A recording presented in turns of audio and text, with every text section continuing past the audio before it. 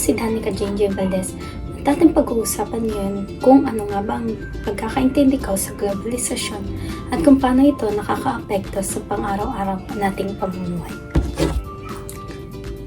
Ang globalisasyon ay ang proseso kung saan ang mundo ay nagiging magkakaugnay sa pamamagitan ng teknolohiya, kultura at komunikasyon.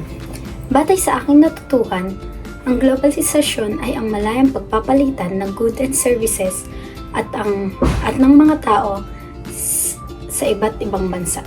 Dahil dito, mas mabilis na ang komunikasyon at pagpapalitan ng produkto ng iba't ibang bansa. May ilang katangian ng globalisasyon.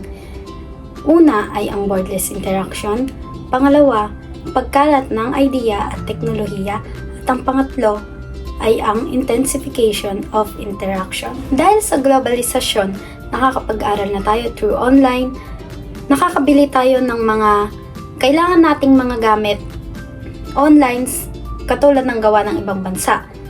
At nagiging bukas din ang ating kultura para dito. May advantage at disadvantages ang globalisasyon. Ang advantage nito ay nagbibigay ito ng mas maraming oportunidad at trabaho at kaalaman. Ang disadvantages naman nito ay may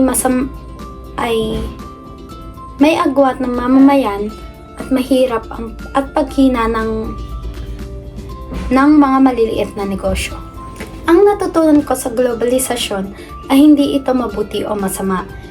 Nasa tao ito kung paano ito gagamitin ng tama at responsable. Bilang isang kabataan, mahalagang maging mulat tayo sa epekto ng globalization upang magamit din natin ito sa ating sarili at sa lipunan. Maraming salamat sa panonood.